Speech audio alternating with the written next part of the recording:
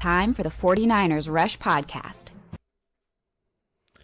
Agent Zero time, baby. The cornerback Samuel Womack III, he's been all over this countdown. Came in as a rookie in 2022 at 50.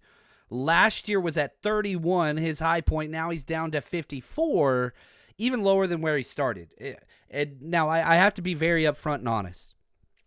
I like Samuel Womack way more than the 49ers do. I think Samuel Womack is one of the best special teams players in the NFL. He's the best special teams player on the 49ers. It's him, Mitch Wisnowski. Then you can get into some other guys a tier below. I love this dude. And again, it's somebody who's broken out every single special teams play for the past 2 years combined. I'm telling you, this dude's the real deal. The 49ers don't see it that way. And it bothers me because our special teams units suck. They are terrible. And our coordinator continues to not just understand, put good players out there, and it works. And you got 2 years track record with this guy. Healthy scratch throughout the playoffs, and it cost you the Super Bowl. I truly do believe you make one personnel decision. Instead of having Darrell Luter Jr., the rookie, out there, you put out Samuel Womack. It's a different game. Ball bounces off Darrell Luter's foot on the punt, on the Peter call, which he did not respond to. It's a different game. It's a different game. But here we are. Who is Samuel Womack? What can he do for this team? Because I don't know. There's such a chasm between the way the fans feel about Womack and the way the team feels about him. And I don't know where that comes from. Because, man, I've been to every single training camp practice. He doesn't have bad training camp practices. He doesn't. But, everybody wanted him to be the nickel last year, or at least compete there. They wouldn't even let him practice there. He got 0 reps last year at nickel. He's 5'10", 190, and they keep him outside. He's supposed to play inside. He can play sub outside, but that's not really his strength. Special teams and inside is where he should play. But you got to remember, Jimmy Ward did a podcast and said, in coaching meetings, they didn't want Samuel Womack inside because he lacked the aggression, the aggressiveness to play that spot for him. So they just never put him there. Well, now they're moving him back there because he's been getting snaps there in OTAs and minicamps. So this is probably the last hurrah. If he can't crack, the lineup and get some playing time, this is probably going to be it for him. Now, he switched his number. It used to be 26. Then the NFL changed the rule to where you could wear 0. He switched it to 0. He comes out of the combine 5'10", 190. A little bit smaller than the 49ers like. 6 foot 200 is what they want. 31-inch arms, not great. He's 24 years old, still young. Ran a 4.40 40, so speed's there. 1.54 10-yard dash, great. 6.8 3-cone, great. 36-inch vertical, good. 9.10 broad jump, good. He's got all the things that you kind of wanted, and I had to go back through the archives for this one. I found a video of Adam Peters, who's no longer with the team.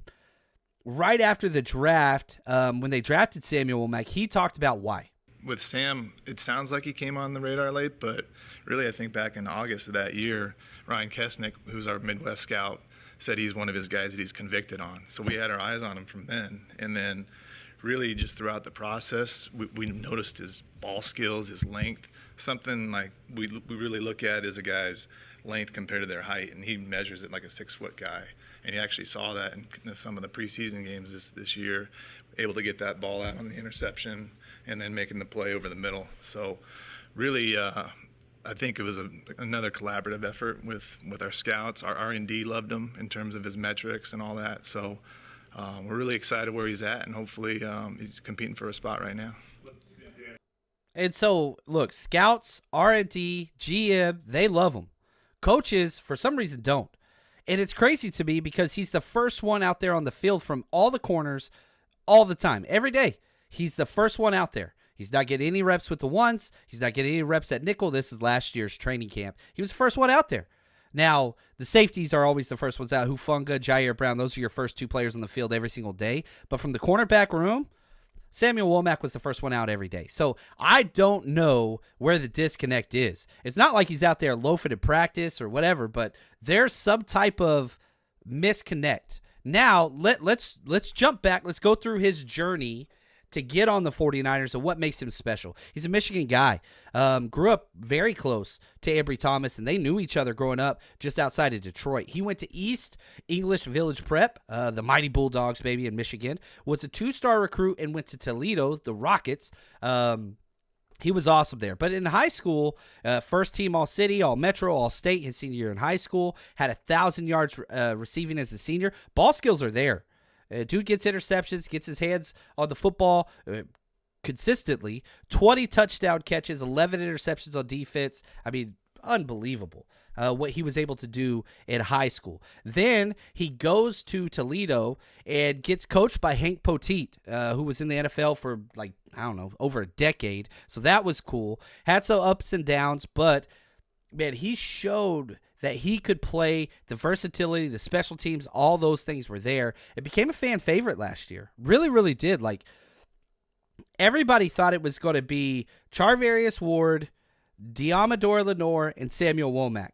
Never got the opportunity, sadly. Now, he did get a couple games where he got to play out there. Played 15% of the defensive snaps, 57% of the special team snaps in 2022.